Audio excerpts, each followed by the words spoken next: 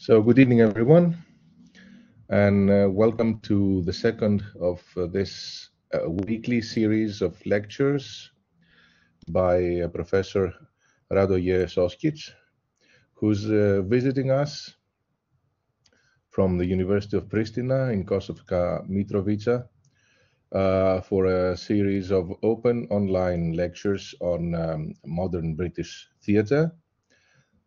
The general title of the series is From Beckett to Hare, Mapping Modern British Theatre. Professor Šoškić is an Associate Professor of Modern English and American Literature at the University of Priština, and he specializes, obviously, in modern British and American literature, but also in post-colonial studies, in anthropology, and in Western philosophy and mythology.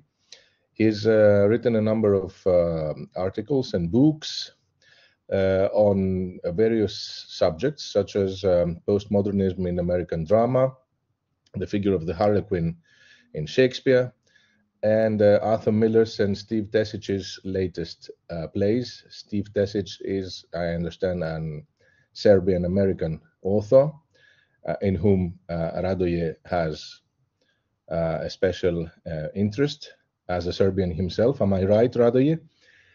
You're right.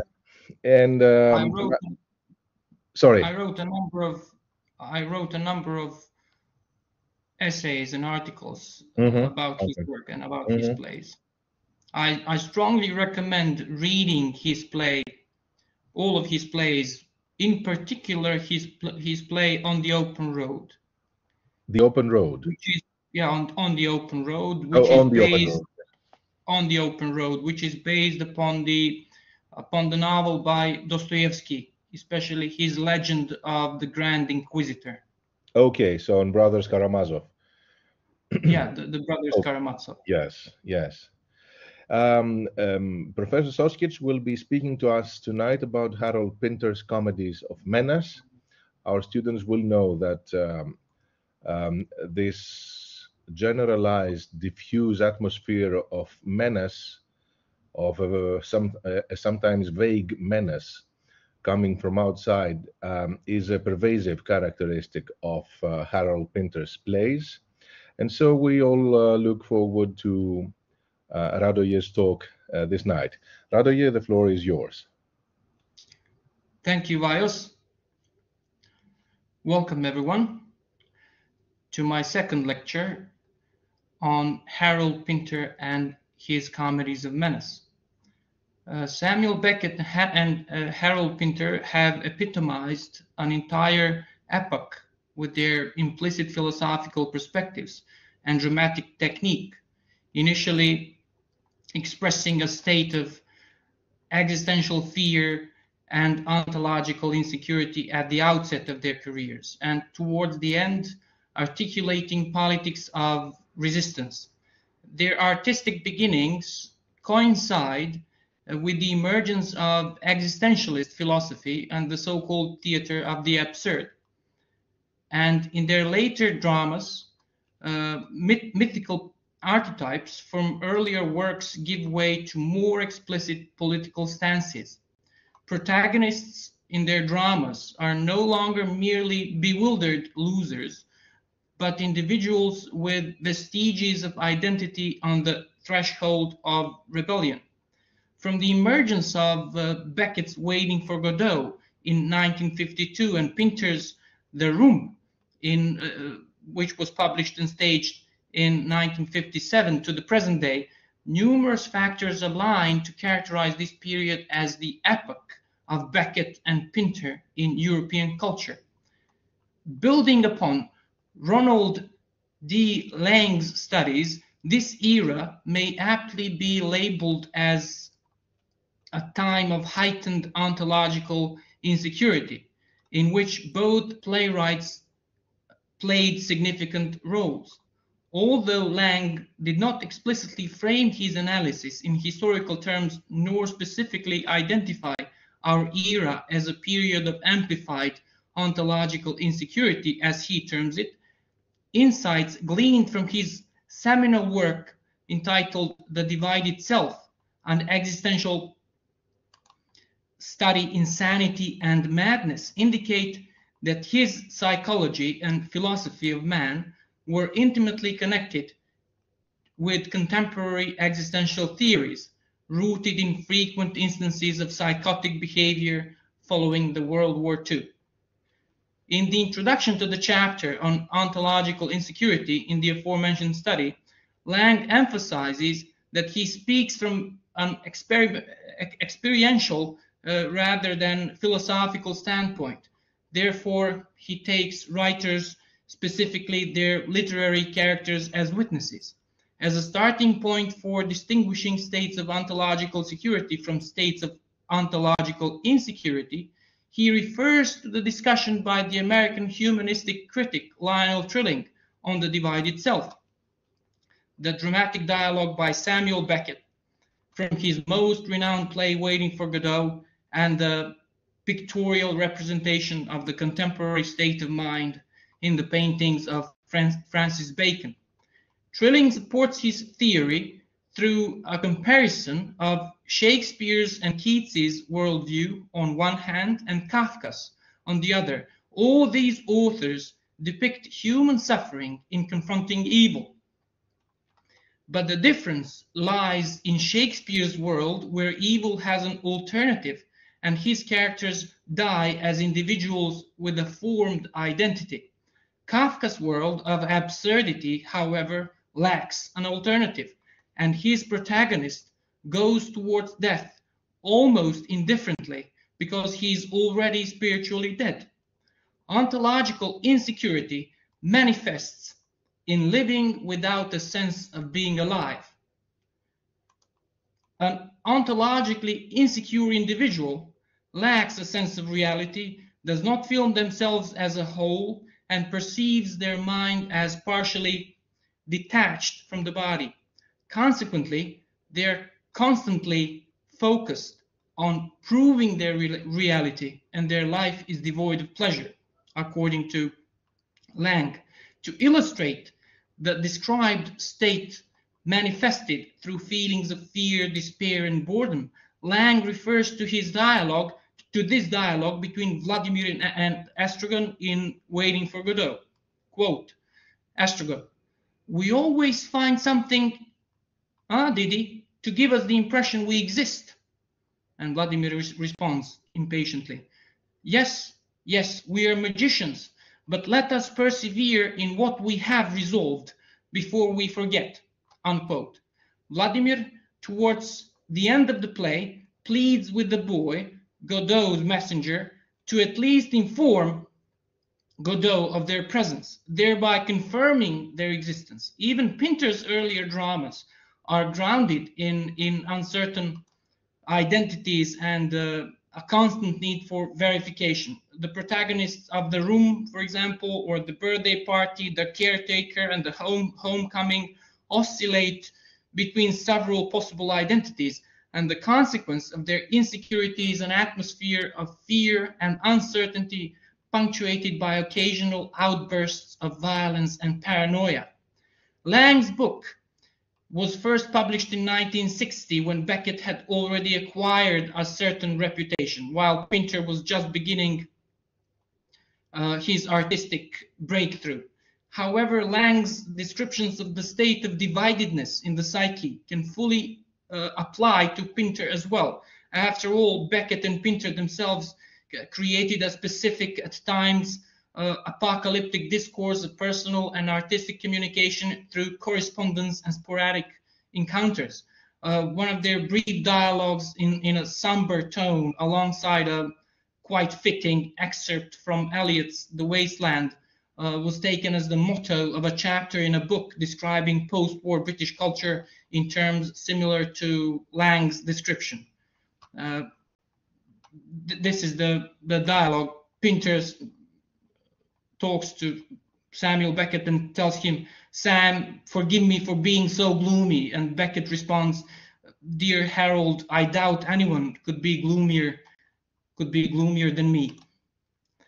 The mentioned chapter, subtitled Prisoners of War, in the book by British cultural theorist George Gilpin, entitled The Art of Contemporary English Culture, refers to a dialogue extracted from the New York Times magazine in 1984.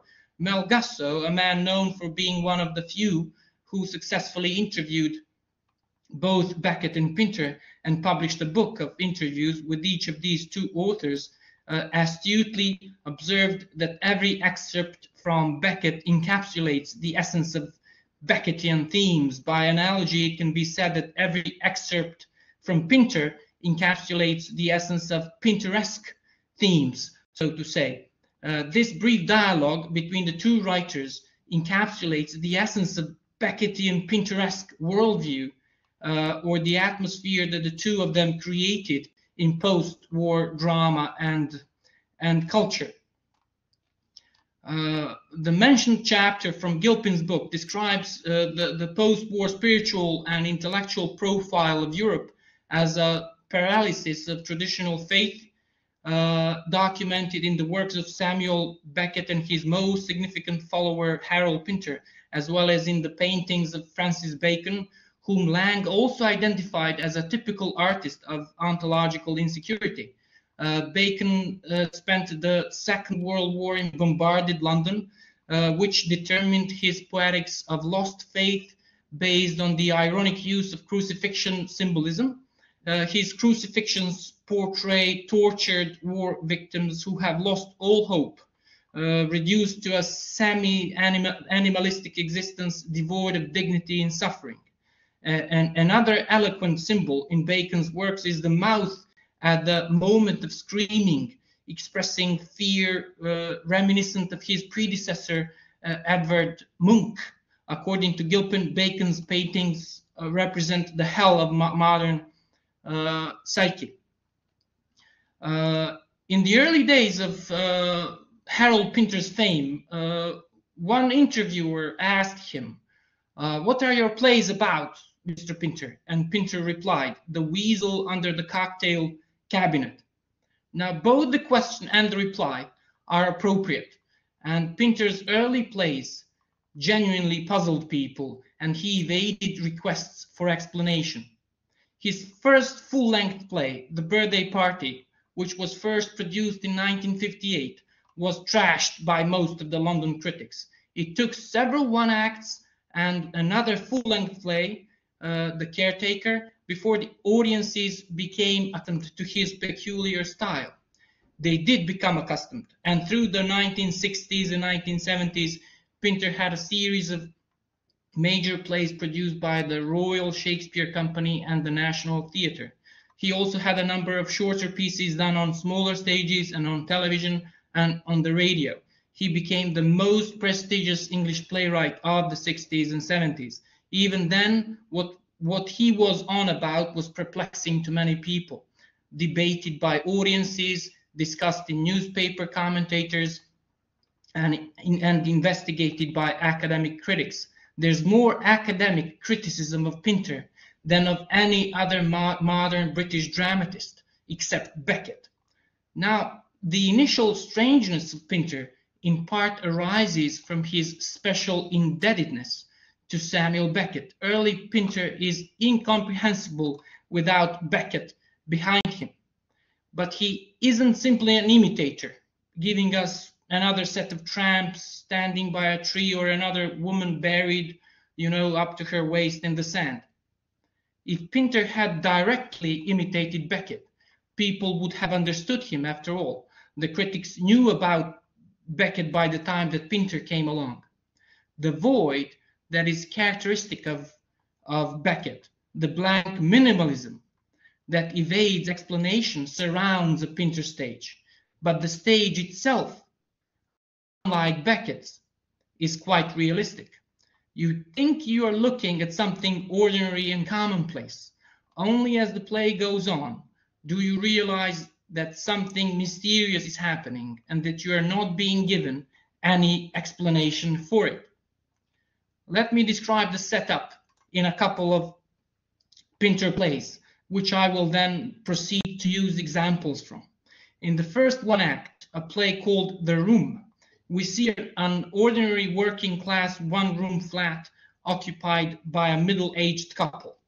The wife prepares and serves a meal to her husband. As she does so, she chatters, she talks about bad weather and about the food and other trivial matters. The husband eats the meal in complete silence, devoting his attention entirely to the newspaper he's reading, and he leaves for work without having uttered a word. The wife is then visited by the landlord, and then by a young couple who are looking for a flat to rent, and finally by a blind black man who seems to come from the basement. Quite surprisingly, she viciously abuses this black man, and then her husband comes home and assaults the black man and apparently kills him, and the wife suddenly goes blind. That's the end of play. Another one act, the dumb waiter. Two thugs are passing the time in the basement of an empty building that once apparently housed a restaurant. They read the newspapers, they discuss their favorite football teams, they use the offstage toilet, they try to make some tea. We slowly gather that they are hitmen and that they are waiting for the orders to carry out the next execution that has been assigned to them. Then they are pestered by written orders for some strange restaurant foods that appear to them as notes in the dumb waiter that's in the upstage wall. At the end of the play, they have a face-off, one with each other. Apparently, the execution is that one is to kill the other, although we're never quite sure which one is to kill which. One more example, a full-length play, the one which failed, the first one, The Birthday Party.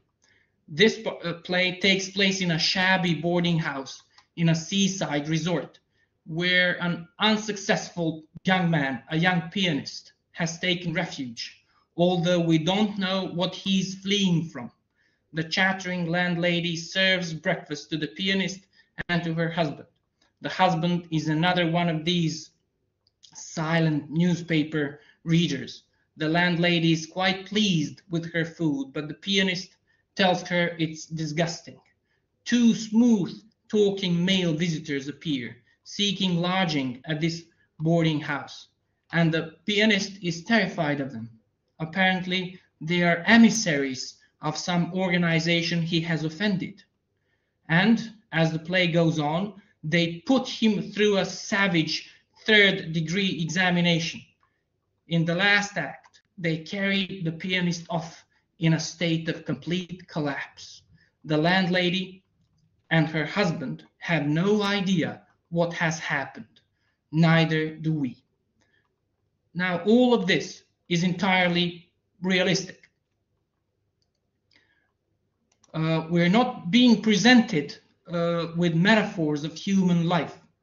Beckett presents us with metaphors and with situations that are obviously symbolic. Human beings, after all, do not ordinarily wait by trees all day long or live buried to their waist in sand. And Beckett's dialogue constantly works at a high level of generalization. The first line in Waiting for Godot is nothing to be done. In Pinter, the stage quite faithfully depicts working class life. The sets and props are realistic. The tea is prepared and served and drunk. The items in the newspaper are read out and discussed. The dialogue is idiomatic daily conversation. Everything is clear and familiar and precise. But we are never given any explanations, any history of the characters that would explain what happens to them. We don't know why the wife in the room is so fearful of other people coming into her flat. We don't know why she's particularly worried about that black man from the basement, what the relationship previously has been between them. We don't know what organization the two thugs in the dumb waiter worked for, or why one of them should be exterminated, or where the restaurant orders are coming from. We don't know why the pianist in the birthday party feels, or how he has offended the people for whom the two visitors work. In other words, these quite realistic situations are surrounded by the Beckett blankness that refuses to answer our questions. Now, some people who scoffed at Pinter's early plays thought that all this was just a kind of avant-garde trick.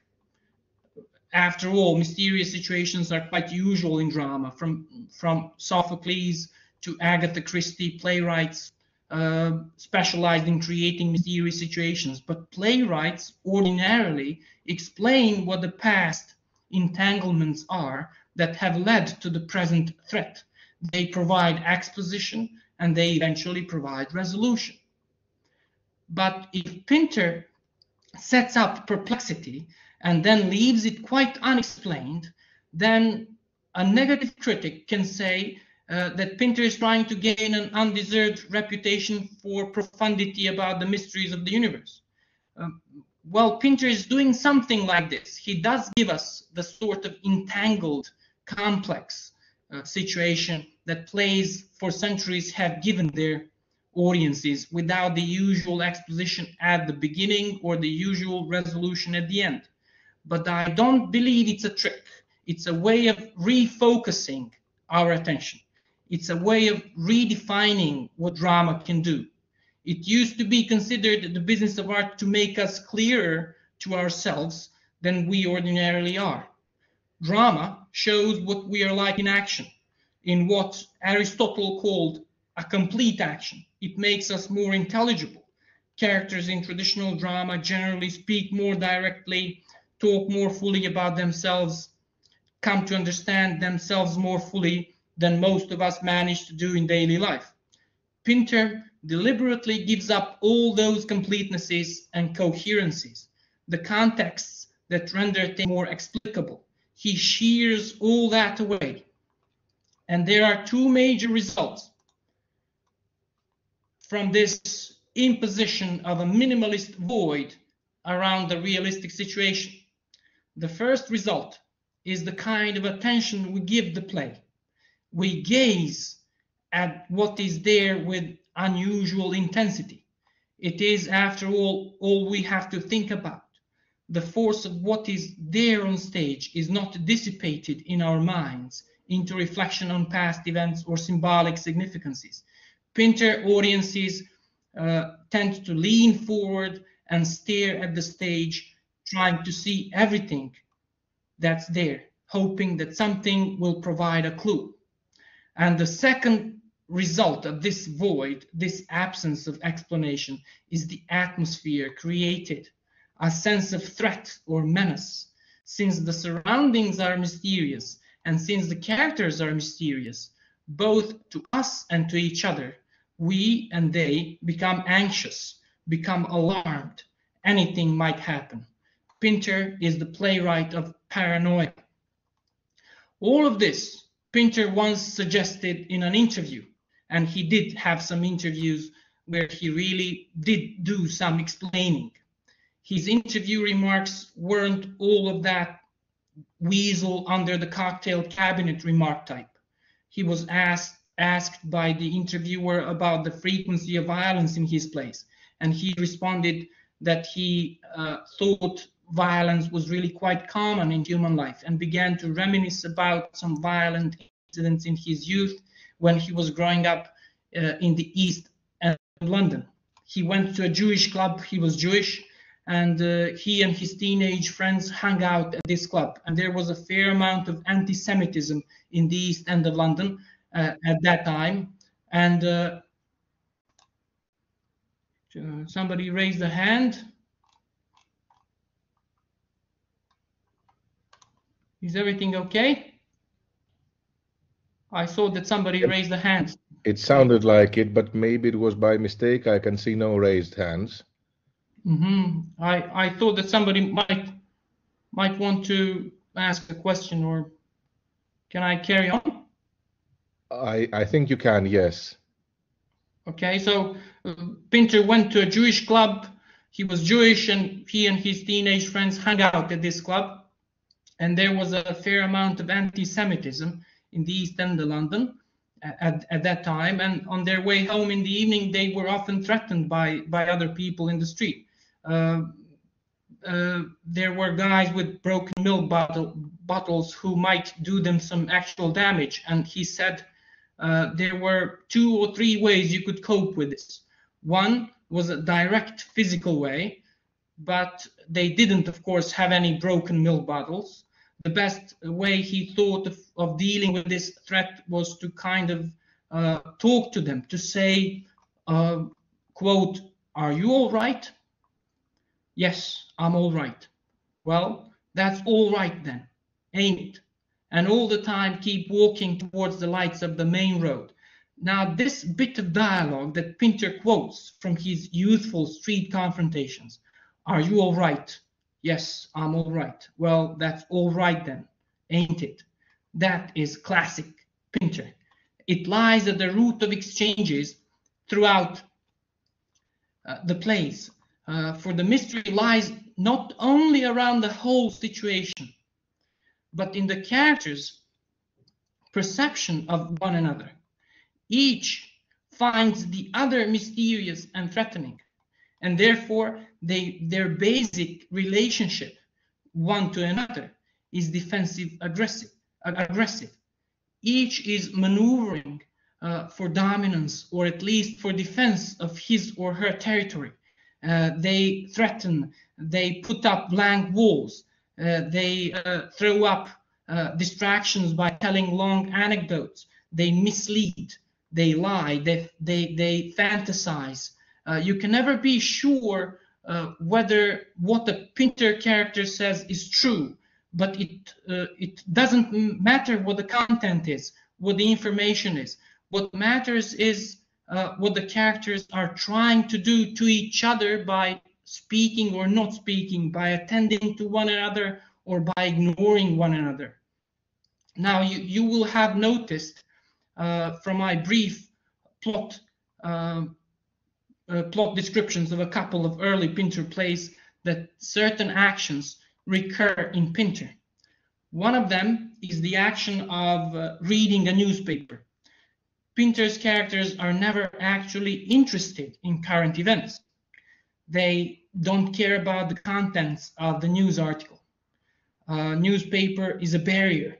It's a way of putting up a wall against somebody else, of saying, I'm not paying attention to you, I'm reading this paper.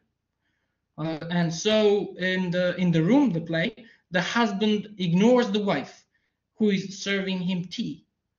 In the dumbwaiter, the stronger of the two thugs blocks the questions of his colleague by looking at the paper instead.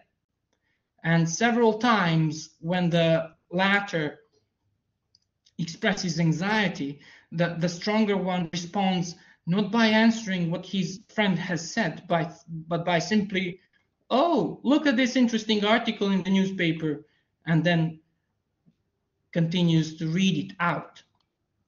There's another play in which a character in a domestic situation asks to borrow the newspaper that his companion is reading.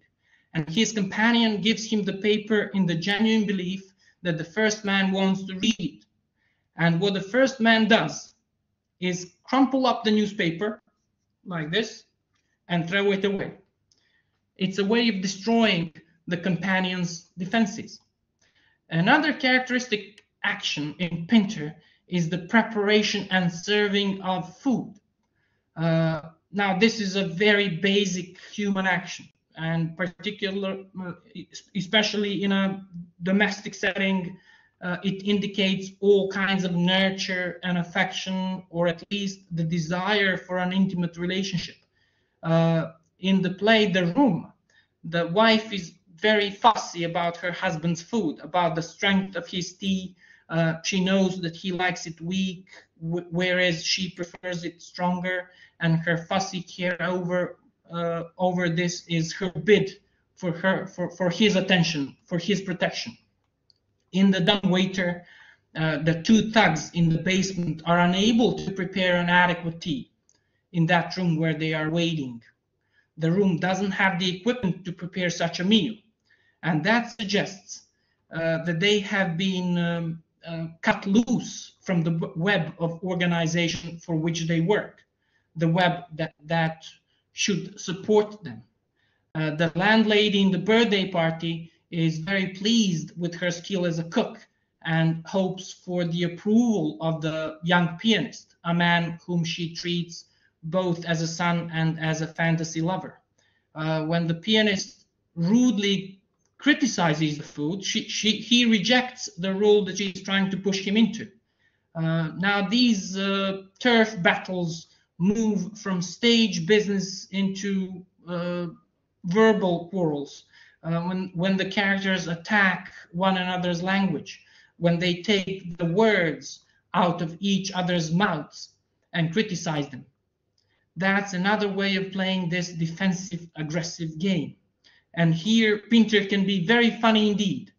He has an acute ear for English idiom. The two thugs in the dumbwaiter bicker over an expression. Quote, when you set out to boil water for tea, do you say light the kettle or light the gas? How could you possibly light a kettle? Unquote. The young couple who are flat hunting in the room have a ridiculous spat over whether the husband has sat down or not. The wife maintains he has. He says he hasn't. Well, actually, what he did was rest one buttock on a table. So he insists he hasn't sat down. He has only perched. The two visitors who threatened to the failed pianist in the birthday party bombard him with a nonsensical series of accusations. It's a dialogue about 3 pages long, in which they accuse him of one thing after another, some of it major, some of it trivial. He commits lechery, he eats too much toast, he doesn't pay the rent, he picks his nose, on and on and on. A particularly pointed contest occurs in a scene in a play called The Collection, where one man walks into another man's house, goes to the bar, and offers his unwilling host a vodka. That is, the intruder takes over the food, providing role in another man's house. The unwilling host replies to the other, to the offer of vodka by saying, "Oh, scrumptious." Now, this is, I believe, overt mockery. You might call a piece of cake or a rich sandwich scrumptious. I don't think you would you would use that word, however, when you're talking about a glass of hard liquor. The intruder, however, picks up the word scrumptious and calls attention to it and says, "You probably remember that from school," which implies that the unwilling host is just a boy, that he isn't really grown up. He can't fight for himself like a man. Now, Pinter dialogue is the art of getting at people. And you can do it simply by shifting the level of diction. Pinter's acute ear for idiom enables him to use a shifting level of diction as a warning, as a form of aggression. In a play called The Homecoming, the two brothers are competing with each other. One of them is a London pimp. The other has been to America and has become a professor of philosophy at an American university. The pimp usually talks like a pimp, but he turns the tables on his brother when he blandly asks whether the brother thinks that the essential assertions of Christian theology are logically coherent. That is, he suddenly invades his brother's linguistic territory. He usurps the formal language of philosophy, and you can do it without using words at all. And this is what is really famous in Pinter. The most famous words in a Pinter script are his stage directions. 2 words. One of them is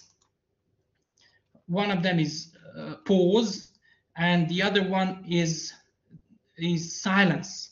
And he calls for a great many gaps between the spoken lines, but they are not empty gaps. There are torrents of aggressive feeling pouring through them, and the characters are staring at each other, and their refusal to speak constitutes an attack or a defense. Now, before I move on to the next part of the lesson, which is, as you can see, about Pinter's play The Dumb Waiter as a tragicomedy, I'd like to ask you if you have any questions for me regarding the first part of the lesson, which was about the notion of menace in Pinter's plays. Radoje, yes, thank you very much. I was actually going to ask you about possible affinities between the dumb waiter and Max Frisch's The Arsonists, but I think you're now moving to another Swiss playwright and author, Dürrenmatt, so maybe Yes. you'll have something to say about it in the following part of your lecture. I mean, the basic idea in The Dumb Waiter about a private space being invaded by menacing figures, assassins, is one you also find in The Arsonists by Max Frisch, the Swiss playwright, where a bourgeois house is invaded by two terrorists who make themselves at home and are finally sort of accepted by the residents, who initially express apprehension at the arsonist's acts, but in the end they welcome them home and they even help them set the home alight. So The Arsonist was written in 1958. The Dumb Waiter was written in 1957. So they're roughly contemporary. And I was wondering if there is any sort of connection between the two. Yeah, there is obviously the connection. Thank you for elucidating it. And thank you for recommending the play to me. I haven't read it, but I will definitely. You don't know? Do we know if they knew each other? I mean, Pinter and Frisch. I don't think so. Mm-hmm. To the best of my knowledge, okay. I don't think they knew each other. Thank you. Thanks. You're welcome. I believe I can carry on now. Okay. Yes, of course. Yes, thank you. Thank you. Now I want to spend the rest of this lecture striving to answer the question of whether Harold Pinter's early play, The Dumb Waiter, can be analyzed through the perspective of Friedrich Dürrenmatt's theory of tragicomedy, explained in his 1954 essay, Problems of the Theater. We will examine whether Pinter's play contains elements such as a conceit or idea, coincidence, a catastrophic outcome, and the usage of the dramatic technique of parody, grotesque, and paradox in order to indicate that the play is indeed a Dürrenmattian tragicomedy. Both Friedrich Dürrenmatt and Harold Pinter emerged as playwrights after the Second World War, during the period of the so-called atomic era, and their plays bear a hint of the Kafkaesque atmosphere. On the one hand, the post-war period in Europe of the 1950s can be described as a time of crisis, with the establishing of communist regimes clashing with capitalism, the continuing of the Cold War between the United States and the Soviet Union, and the process of decolonization and independence of former European colonies, and on the other hand, a time of great progress that saw the development of the hydrogen bomb, the post-war baby boom, reconstruction efforts, and so on and so forth. Such a world, marked by swift changes and challenges in political and social sense, and constant and dynamic re-evaluations and re-examinations of circumstances, inevitably reflected on the individual's perception of reality as chaotic, disorganized, uncertain, and daunting, all of which can be observed both in Dürrenmatt's theory and plays and in Pinter's The Dumb Waiter. While portraying reality, both Dürrenmatt's and Pinter's plays contain unrealistic almost grotesque elements. According to Bernard Ducour, quote, Pinter's plays are frequently funny. They are also frequently frightening. Their meaning usually seems obscure. They are realistic plays after a fashion, but not realistic in the sense that roots or look back in anger is realistic. The characters behave in a believable manner, but they are shrouded in a twilight of mystery. We are never precisely sure who they are, why they are there, or what they have come to do. Their motives and backgrounds are vague or unknown. The two playwrights share not only a similar sense of humor, saturated grotesque perspective of reality, but also an affinity towards ritual and the questioning of some aspects of their everyday life, such as justice, and both are no strangers to deploying parody in their theater. Dürrenmatt deconstructs myths and demythologizes heroes and the idea of the heroic, whereas Pinter also often employs ritual as the basis of his plays. They both deal with themes such as adultery and betrayal, justice and power, and both of them employ the dramatic technique of irony, and they often turn the world and its moral values upside down, creating a carnivalesque universe. In addition, both authors are often labeled as playwrights of the absurd, and yet their plays are unique and differ from the absurdist tradition as they are realistically unreal or unrealistically real, to use the words of Bernard Ducour. As far as Dürrenmatt's theory of tragicomedy is concerned, I will now refer to Victor Brombeer, who talks about the character of a hero as a unique and exemplary one, and his destiny places him at the edge of human experience, thus making him universal and a being outside of the category of time. Especially in the Western literature, there seems to be a tradition of depicting heroes who are losers, yet they can possess a kind of courage that fits our day and age, as well as the specific needs of our society. If compared to Friedrich Dürrenmatt's essay, Problems of the Theater, this description of the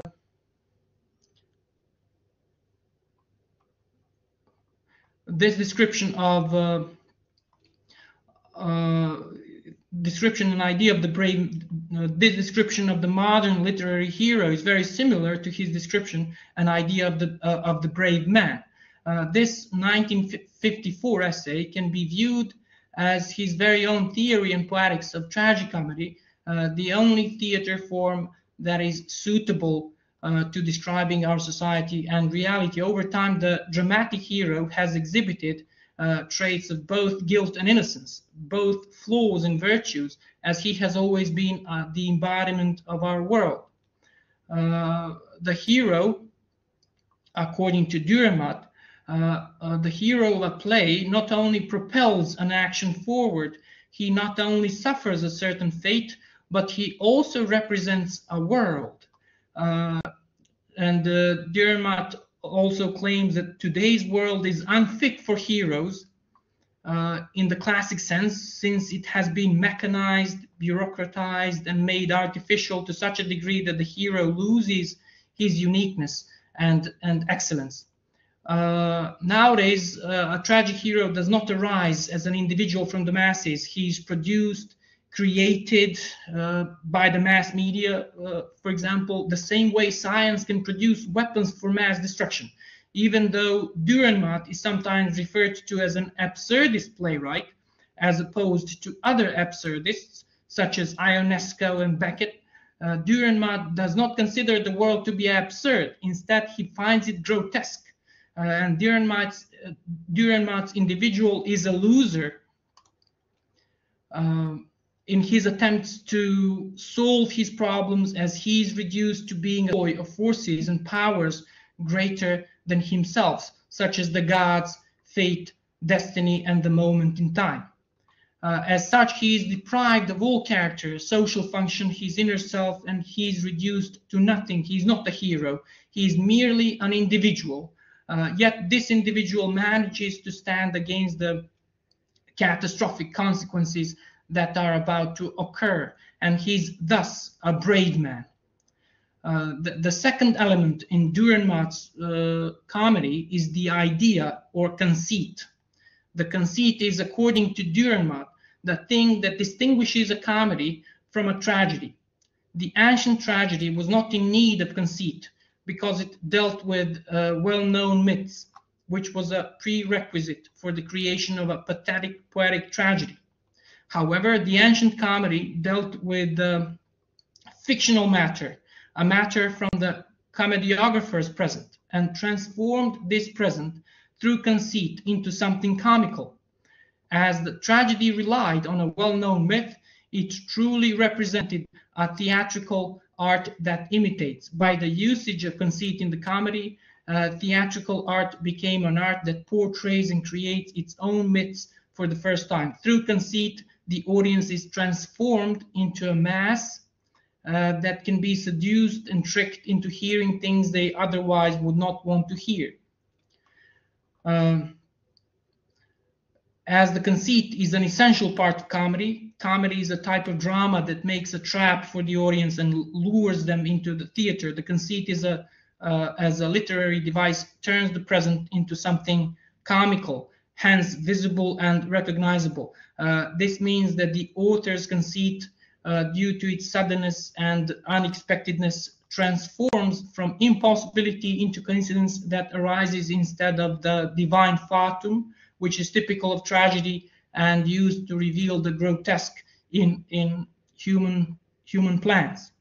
For Dürrenmatt, comedy creates distance because it takes place in the present.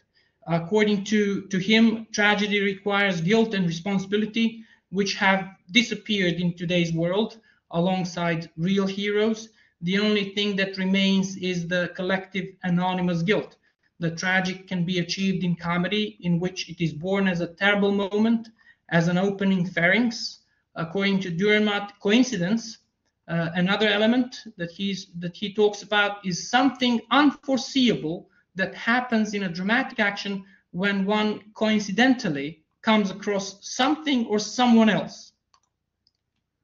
For the ancient Greeks, as you know, coincidence appeared under the denominator of fate, and for Dürrenmatt, it represents an element of the immanent logic of the play. It arises as a result of the conceit, which, as an idea, incurs before writing the play itself and drives the character in the direction he avoids, but in which he ends up as the play approaches its finale. Coincidences build on each other, and this chain of events has the worst possible outcome as a consequence. And that worst possible outcome is an opportunity that came into being and thus became a reality.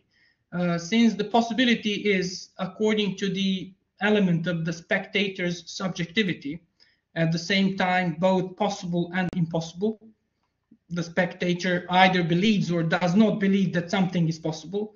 One can even dare say that reality is the unrealized impossibility, and that impossibility is realized due to coincidence. It can therefore be concluded that there are two ways of portraying events: causal or logical, and accidental, which Dürrenmatt identifies with the possible and impossible, but both are entirely possible and thus adequate for depicting reality. Furthermore, by using parody, Dürrenmatt reduces the material to a basic level so that it can be upgraded to a new play. In addition to using parody as a literary technique, Dürrenmatt also uses the grotesque to achieve comic elements. the grotesque, as you know, is an artistic style which audaciously rouses disgust and astonishment in the viewer or reader, and is characterized by bizarre distortions, especially in the exaggerated or abnormal depiction of human features. There is one study entitled "The Grotesque in Art and Literature" by Wolfgang Kaiser, where the author emphasizes that the grotesque, first and foremost, seems abhorring and therefore alienates the observer from the observed. The grotesque, Kaiser says, is the alienated world.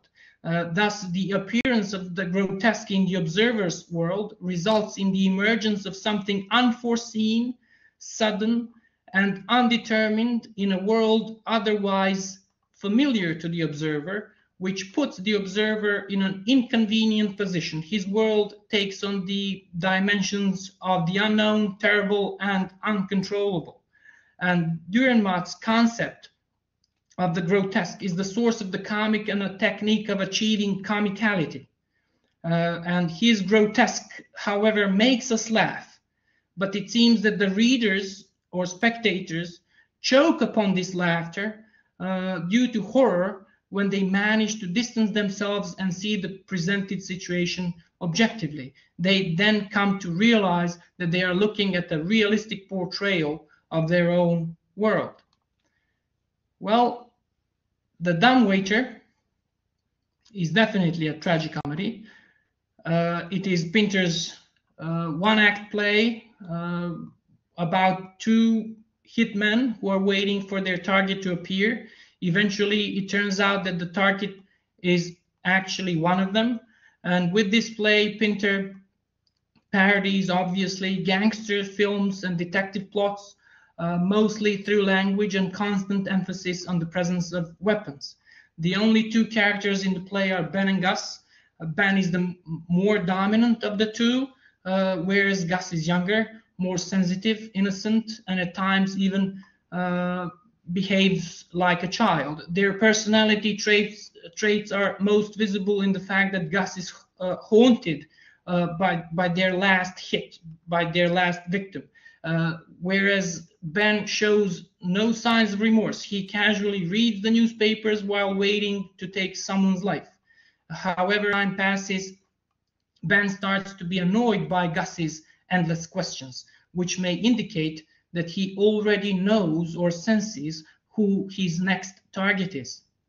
Moreover, Gus also feels that his time has come, as he is more interested in the fate of their past and future victims, and in a way he considers repentance.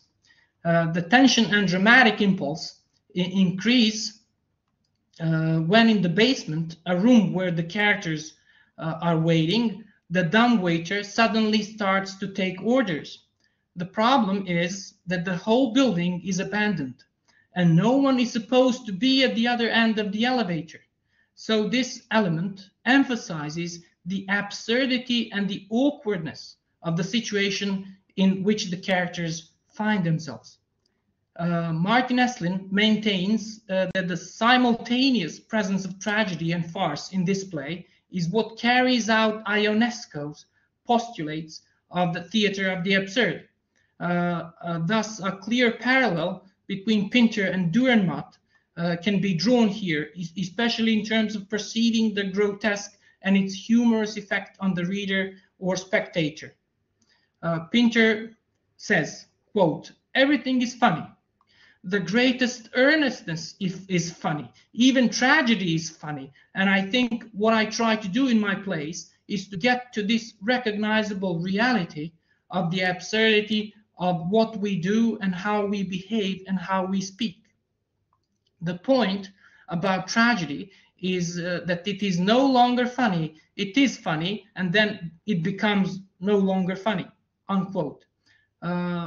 Similarly to his other plays, for example, The Caretaker, the dumbwaiter also ends at the moment when the two main characters are left alone and one of them is doomed. According to Pinter, this is the moment in which the drama arises. Quote, "At the end, there are two people alone in a room, and one of them must go in such a way as to produce a sense of complete separation and finality. I thought originally that the play must end with the violent death of one at the hands of the other. But then I realized when I got to the point that the characters, as they had grown, could never act in this way." Unquote. Although he discusses the caretaker here, Pinter repeats the same pattern in The Dumbwaiter, but with a more definite outcome. The play reaches its climax when Gus goes to get some water in the bathroom while waiting for the order to kill. At that point, Ben receives a call from the elevator, which leaves him a bit stupefied. He points the gun at the bathroom door behind which Gus appears, and then it becomes clear who the next target and victim is. However, the play ends with two characters staring at each other, and the spectator or reader can only assume whether Ben killed Gus or not.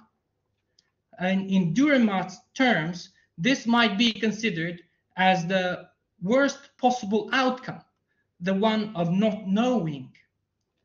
Despite the similarities between Dürrenmatt and Pinter, there are also some differences. Pinter, for example, does not tackle the issue of betrayal between two partners or the question whether the perpetrator will be brought to justice, nor does he engage in the process of revealing the force majeure that determines the victim and the executioner, as Dürrenmatt does in his play The Visit or The Breakdown or A Dangerous Game. Moreover, Pinter does not seek a culprit in destiny, a god or gods, not even in the coincidence that leads to the worst possible outcome, even though it is precisely these two elements that are noticeable in the composition of his play. He built drama around the smallness of a man against the unknown forces that dictate his life. That hidden force is embodied in Wilson, a hidden character who observes and cruelly experiments with Ben and Gus as if they were two mice trapped in a maze. They obey him unconditionally until one of them begins to question and re-examine the world and events around him, although it never appears. This force majeure, which confronts their lives, is omnipresent and omniscient. For instance, the moment they realize that they have no matches when they want to turn on the gas to make some tea, an envelope with a box of matches mysteriously appears under their door. In Dürrenmatt's terms, this is both the conceit and coincidence, as this is a crucial moment that steers the plot forward. The elements of tragicomedy are expressed, as already seen, in the absurdity of the situation, or as Dürrenmatt says, in paradoxes. Ben, for instance, reads the newspapers full of violence, disregarding the fact that he himself is a criminal contributing to this same violence. On the other hand, he is immensely taken aback by the news about an old man who wanted to get through the traffic jam by crawling under the truck at a moment when the truck started moving and ran over him. He also marvels about the news of an 8-year-old child who killed a cat. At the same time, he is completely unaware of the proportions of his own brutality as a hitman who will soon be ordered to kill his own partner. The tragicomedy is realized in the tragic irony interwoven with the comedy of gags, which is accomplished through the characters communication and conceit that the elevator, which should not even be working in the first place, descends every now and then, demanding more and more exotic dishes from the characters, while they send upstairs a packet of tea, a bag of crisps, a stale cake, or a chocolate bar. It is also tragicomical that they are always missing something they need. In one situation, they have cigarettes, but no lighter. In another situation, they have tea and a kettle, as well as the matches, but no gas. They have some groceries, but they can neither eat them nor fulfill the given orders. On the other hand, the tragic irony lies in the ignorance about their next victim and in the fact that they learn this through the elevator, which represents something unknown that they fear and cannot comprehend. The communication between the characters is also an integral part of the play. Replies are often redundant and overly repetitive, as both of them keep saying the same things, yet seem not to understand or even listen to each other, but only answer automatically. Quote, Gus says to Ben, well, the matches come in handy. Ben, yes. Gus, won't they? Ben, yes, you're always running out, aren't you? Gus, all the time. Ben, well, they'll come in handy then. Gus, yes. Ben, won't they? Gus, yes, I could do with them. I could do with them too. Ben, you could, Gus, yes, unquote. The characters, namely, communicate in a completely trivial way. They discuss entirely irrelevant things in decisive moments. Ben says to Gus, go on, go and light it. Gus, huh? Ben, go and light it. Gus, light what? Ben, the kettle. Gus, you mean the gas. Ben, who does? Gus, you do. Ben, with his eyes narrowing, responds, what do you mean? I mean the gas. And they continue talking like this on and on and on until they almost physically confront each other. In fact, they do confront each other physically. So this discussion would remain only an element of comedy if the decisive voice from the elevator did not say, light the kettle, confirming that Ben was right. The voice from the elevator uses the phrase just as Ben does. And it is indicative that Ben is right, as he is the one who does not question anything that is happening and instantly complies with all demands. On the other hand, Gus, who defies the unknown and supernatural elevator voice, and of course the system that drives an individual to unconditional obedience and execution of orders, is sentenced to death. In Dürrenmatt's terms, Gus thus might be considered the brave man, as he questions the situation, sees the changes in the pattern of their routine, but seems to accept with poise whatever is coming. He is inquisitive, and it seems as though he is also intuitive as he questions Ben. Gus says to Ben tentatively, quote, I thought perhaps you might know something. Have you got any idea who is it going to be tonight? Unquote. So despite not getting a straight answer from Ben, he obeys with no further questions when Ben orders him to make some tea. And although it appears that everything they do and say is just a part of their job routine, there are a few disruptions in the pattern, which in Dürrenmatt's terms might be considered as conceits. The first change happened before they arrived at the house. Ben stopped in the middle of the road and waited in sheer darkness. Gus questions this action as they were told on the phone that they should start right away. Next, there are many unusual events in the house, such as the unchanged sheets, the matches, which are slipped under the door, and food orders by unknown guests. The last hint about Gus's potential death is their last conversation before Gus goes to the bathroom. Ben insists on giving Gus instructions, while Gus thinks that it is pointless, since they have always done the job the same way. Nonetheless, Ben proceeds with giving instructions. But at one point, Gus notices the change in the pattern. He says to Ben, sorry, Gus, you've missed something out. I haven't taken my gun out, according to you. You've never missed that out before. You know that, unquote.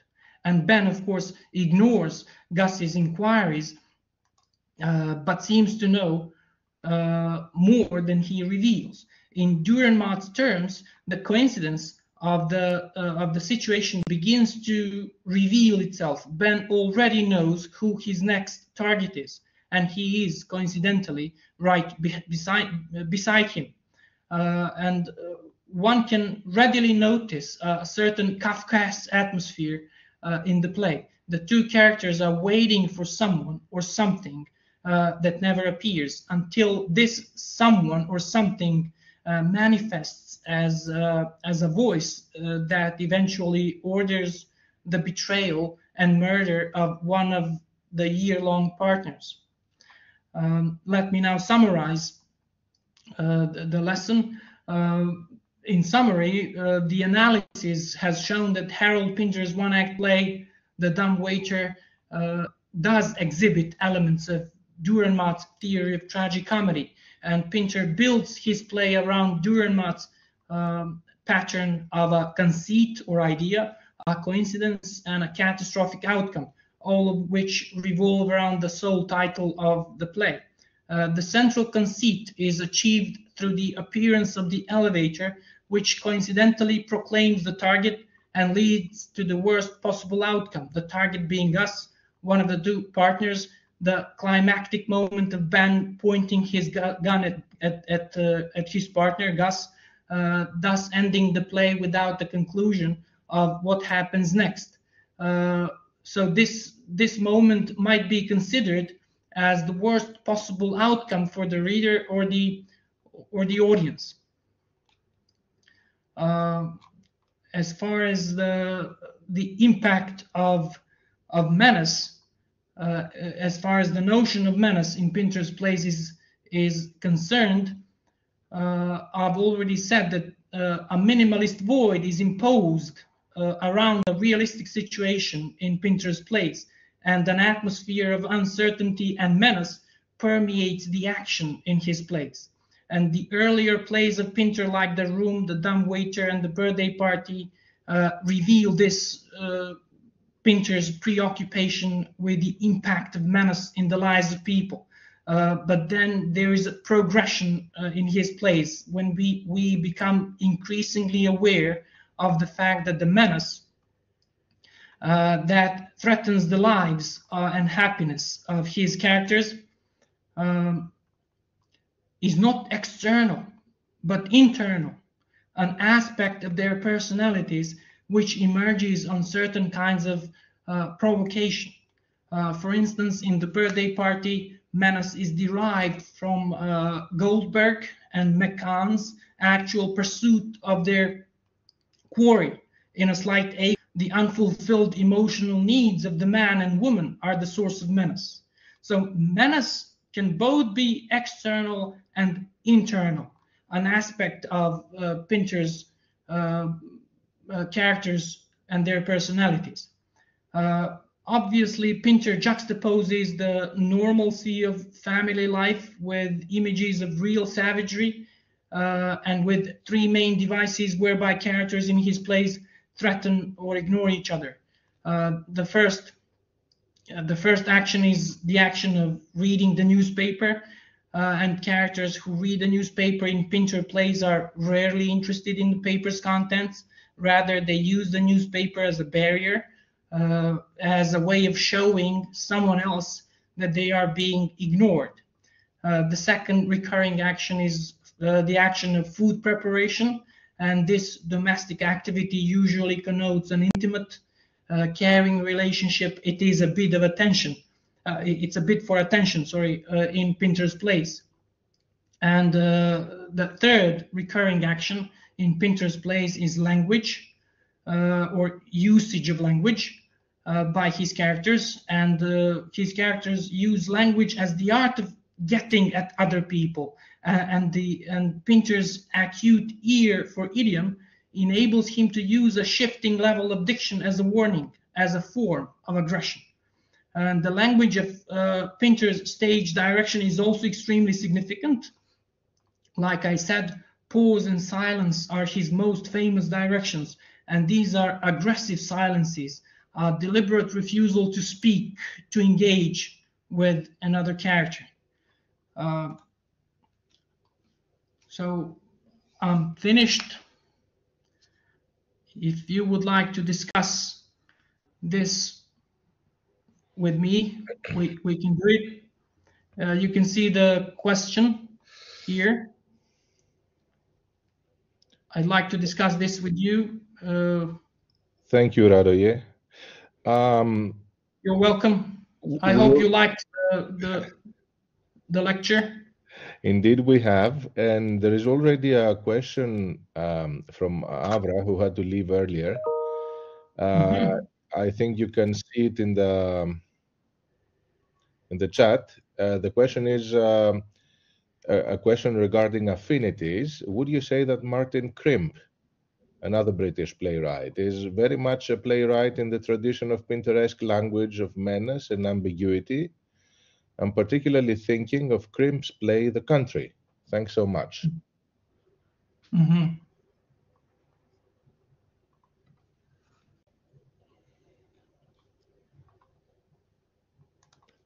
Okay, can I see that? Yes, if you click. Just a moment. Yes, on the right hand side, there is or the left hand side. It should be on the right hand side, lower right hand side, the purple arrow. If you click on it, you'll see a series of icons at the bottom. The left one is a bubble which reveals to you the whatever's been written in the chat. Oh, I cannot see it, unfortunately. No. No, I cannot see it. Should sorry. I repeat it? Yeah, you can repeat it. Would you say that Martin Crimp is very much a playwright in the tradition of Pinteresque language of menace and ambiguity? I'm particularly thinking of Crimp's play, The Country. The Country, yeah. Well, I believe he is. You know, in the latter half of the 20th century, major British playwrights were followers of either Beckett first of all, and then Pinter. So he must have emulated him in the sense of his notion of ambiguity, uncertainty, in the sense of the situations he delves into his play, The Country, like you said. I haven't had the chance to read it, but the person who asked me, Avra, asked the question, right? Yes. Yeah, so she's familiar with the playwright. I'm also familiar with the playwright, but I haven't read the play. Just like I said, yeah, major playwrights emulated either Pinter or Beckett in the latter half of the 20th century. So we can definitely draw a parallel, or Avra can draw a parallel between the two plays and the two playwrights. It could be a good topic for a research paper. Yes. Talking about affinities, and since you drew such a detailed parallel between Pinter and Dürrenmatt, I'm thinking that Dürrenmatt also wrote detective novels. And you said that Pinter as the dumbwaiter could be read as a parody of a detective novel. Is this something you would consider a major affinity or point of contact between the two authors, Dürrenmatt and Pinter? I mean, the detective plot? The detective plot. Well, it is parodied in this case. Yep. But the mystery in the play is unresolved. In detective fiction, one of the prerequisites is that the mystery is resolved eventually, right? Mm-hmm. It gets resolved. It requires a detective, right? It requires a detective who will resolve a mystery, find out who the culprit is, and he will be punished, right? In classic detective fiction, yes. Yeah, in this case, we don't know who their next target is. We only have, we have this mystery which unravels itself, but never gets revealed or resolved. There isn't a figure of a detective here. We could be, as the readers or spectators, detectives. Indeed. But we are also frustrated. Our horizon of expectation is also frustrated. We don't know who these people are. We know nothing about their personal histories.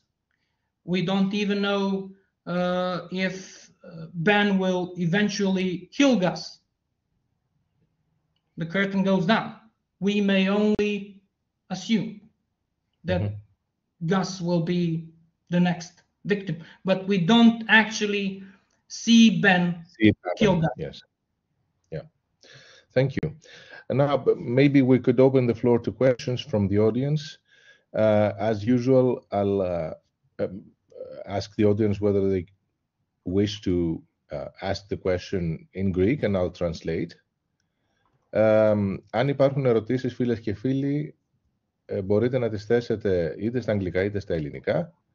Εάν προτιμάτε να θέσετε τις ερωτήσεις στα ελληνικά, θα τις μεταφράσω για τον ομιλητή μας.